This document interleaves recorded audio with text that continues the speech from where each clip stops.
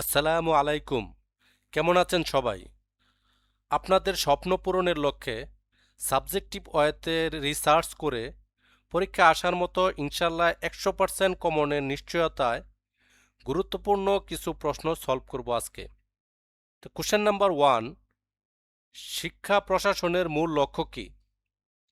উত্তর হচ্ছে শিখন শেখানো প্রক্রিয়ার কার্যকর বাস্তবায়ন। নেক্সট কোশ্চেন, পোস্ট কর তথ্যের জনককে POSDCORB। পোস্ট কর্ব তথ্যের জনককে? উত্তর হচ্ছে লুথার গুলিক। বিদ্যালয়ের বার্ষিক বাজেট প্রণয়ন করা কার কাজ? উত্তর প্রধান শিক্ষকের।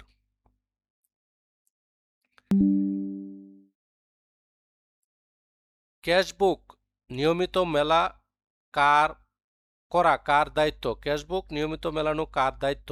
সাধারণত উত্তর হচ্ছে প্রধান শিক্ষকের।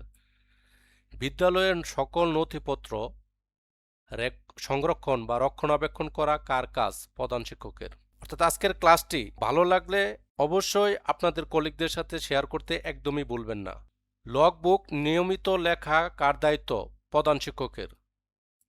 প্রতিষ্ঠানের আর্থিক বছর শেষ হয় কবে? উত্তর হচ্ছে 30শে জুন। চালানের মাধ্যমে টাকা কোথায় জমা দিতে হয়? উত্তর বাংলাদেশ ব্যাংক বা সোনালী ব্যাংকের ট্রেজারি শাখায়। ক্যাশ বইতে জের বা ব্যালেন্স টানা হয় কখন? উত্তর প্রতিটি কর্মদিবস শেষে। ক্যাশ বইতে জের ব্যালেন্স টানা হয় কখন? উত্তর হচ্ছে প্রতিটি কর্মদিবসের শেষে। চেক বই হারিয়ে গেলে প্রথমে কি করতে হয়? উত্তর হচ্ছে থানায় জিডি এবং ব্যাংকে স্টেপ পেমেন্ট নোটিশ দেওয়া। জাতীয় দিবসগুলো পালন করা কি বাধ্যতামূলক? হ্যাঁ, এটি সকল প্রতিষ্ঠানের জন্য আবশ্যিক। উত্তর হচ্ছে এটি সকল প্রতিষ্ঠানের জন্য আবশ্যিক। বেসরকারি শিক্ষা প্রতিষ্ঠানের প্রধান আর্থিক নির্বাহী কে? উত্তর প্রতিষ্ঠান প্রধান, অর্থাৎ অধ্যক্ষ বা প্রধান শিক্ষক।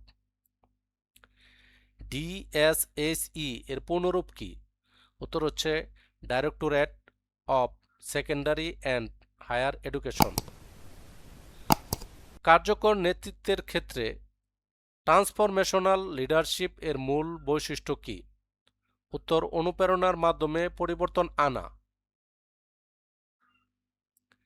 বিদ্যালয়ের অভ্যন্তরীণ নিয়ন্ত্রণ ব্যবস্থার প্রধান উদ্দেশ্য আর্থিক অনিয়ম প্রতিরোধ।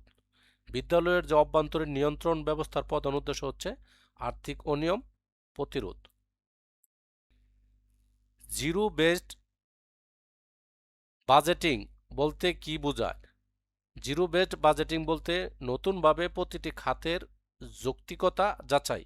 নতুনভাবে প্রতিটি খাতের যৌক্তিকতা যাচাই। শিক্ষা প্রতিষ্ঠানের ডেলিগেশন এর অর্থ কি? ডেলিগেশনের অর্থ হচ্ছে দায়িত্ব অর্পণ।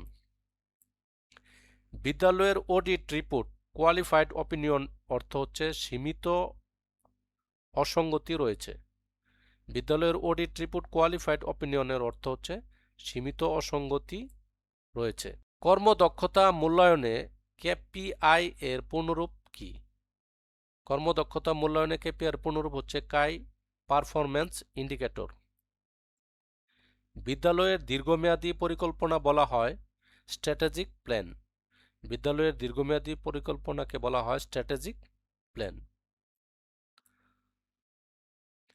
তো এই ছিল আমাদের আজকের টিউটোরিয়াল। আশা করি ক্লাসটি আপনাদের ভালো লেগেছে। যদি ভালো লেগেই থাকে তাহলে ক্লাস একটা লাইক দিবেন, কমেন্ট করে জানাবেন কেমন লাগলো। আপনার কলিগদের সাথে শেয়ার করতে একদমই ভুলবেন না। আর আমার চ্যানেলে সাবস্ক্রাইব তো মাস্ট। দেখা হবে পরবর্তী টিউটোরিয়ালে। ভালো থাকবেন।